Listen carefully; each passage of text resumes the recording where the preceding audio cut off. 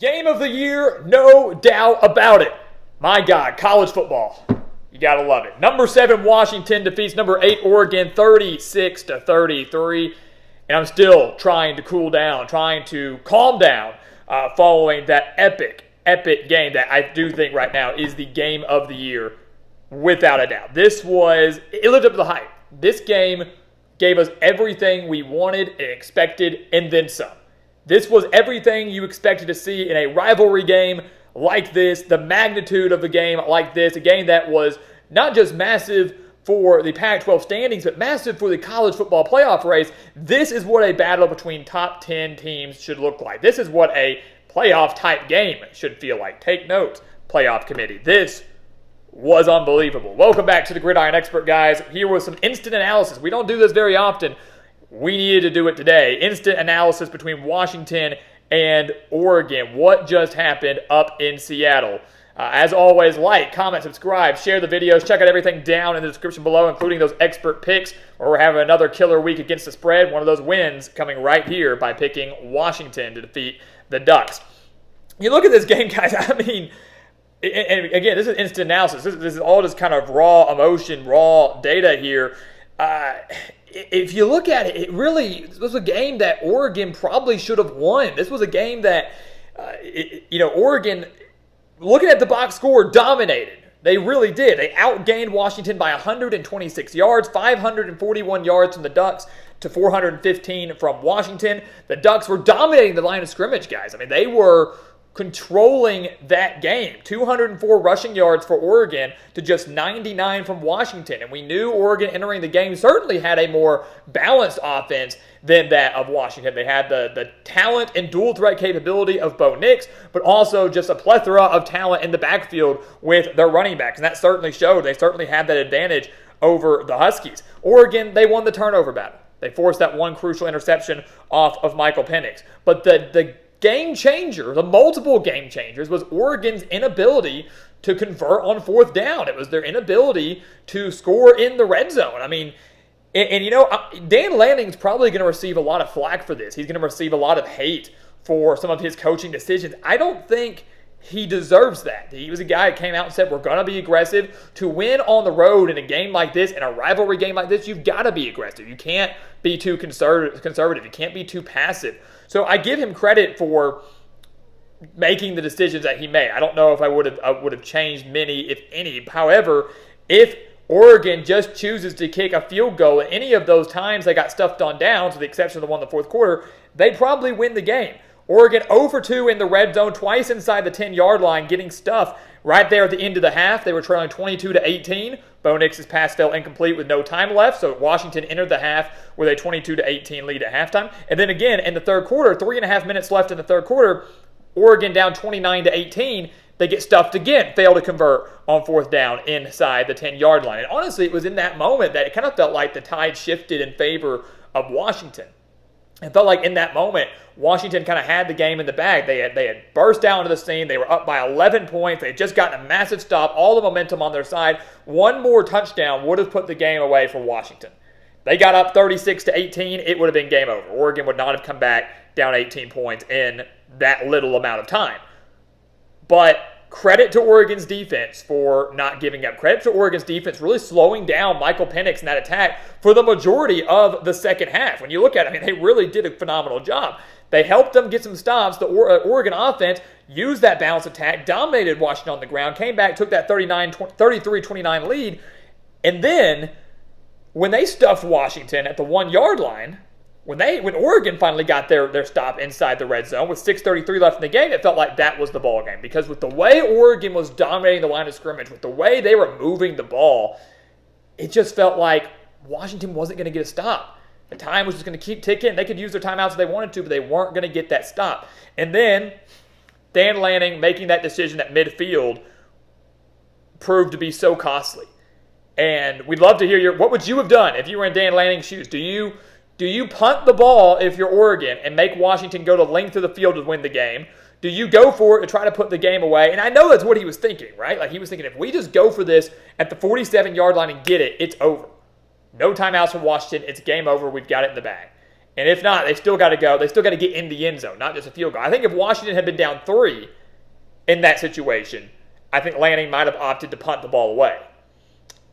But because it was a touchdown, he had faith in his defense. Had played relatively well for the majority of the second half. But I think, if you remember, guys, this felt like a little bit of deja vu for me. It felt like deja vu for Oregon. 3rd and 2, right around midfield, and the running back slips. Oregon slips on that handoff. And Washington was probably going to blow that play up anyways, but we had seen the elusiveness of these Oregon running backs all night long, including on that potential game-clinching drive. So you can't help but wonder, if he doesn't slip, does he pick up the first down? What happens there? And if you remember last year, that's exactly what happened. It was, 3rd and 1, 4th and 1, whatever it was. Dan Lanning opting to go for it against Washington in Eugene. They slip on the handoff. Washington gets control, ends up winning the game. It was very, very deja vu-esque. It reminded me of a lot of what happened last year, and some would say a very costly decision once again from Dan Lanning. Some are saying already not learning from his mistakes. They slip, still go for it on 4th down, fail to convert. 2 plays later, Washington finds the end zone, takes the lead. Oregon, once again, marching back down the field, missing the potential game-tying 43-yard field goal. It was a mouthful. That's a handful to unpack. It was a handful to recap. You just can't help but wonder, what could it have been any different for Oregon? What would you have done if you had been Dan Lanning's shoes? I don't blame him for going for it at the end of the first half. I don't blame him for going for it later in the second half with 3:30 down 11, feeling the need that you're this close, got to get a touchdown. Would you have punted at the end of the game, though? Would you have punted instead of going for it and giving Washington and that offense a very short field to go on and win the game? It was a truly, truly unbelievable finish in Seattle. A shootout in Seattle, like we claimed it to be back in our Washington-Oregon prediction. We correctly predicted the Huskies. We correctly predicted this to be a shootout. We correctly predicted this to be an absolutely epic game, and I'm glad that it was. Even if, we had wrongly predicted this game, I'm glad this game lived up to the hype. That's exactly what we wanted to see, what we deserved to see between these two powerhouses, that neither of which, Washington will certainly rise in the rankings, at least they should. Oregon really should not fall at all, and if they do, it should be very minuscule. 1 spot, 2 spots at the max. I mean, again, you're looking at a team that significantly outgained their opponent, a team that, was a couple inches away to the right from tying this game up and sending it to overtime, and one could argue that if Oregon had made that field goal, the Ducks, you don't know, I want to say probably would have won the game in overtime. I think with the balance and the way they were dominating up front, I think they could have worn down Washington throughout a couple overtimes there and pulled off the win on the road. But shoulda, woulda, coulda, didn't happen. Huskies get the win. But again, the box score, it would have looked like Oregon would have won. They were equal on penalties. Oregon won the turnover battle. They were very efficient on 3rd downs, just not very efficient on 4th downs.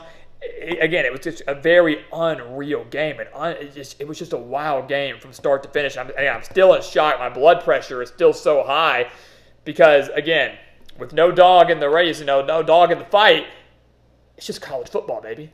It's what it's all about. This was what it was all about. And the beauty of this, guys, is this could be the first of 2 meetings, right? We have an opportunity maybe to see Washington and Oregon face off again here in about a month and a half in the Pac-12 championship game. That's not out of the realm of possibility. But let me tell you, the road for both these teams is going to get increasingly difficult as we go on. Washington still has to go to USC. They have to play Utah. They have to go to Oregon State and still have to play Washington State in the Apple Cup in the season finale. Oregon, on the other hand, takes their first loss of the year. The room for error for Oregon is now gone. If they want to have a shot at making the college football playoff, they've got to win out. And that includes games against Washington State, on the road at Utah, very difficult place to play, a home game against USC, a tough Oregon State team, and then they would have to win the Pac-12 championship, whether that's against Washington, USC, Utah, whoever it may be. That would be a very difficult thing to do. Both teams have a very difficult schedule coming up.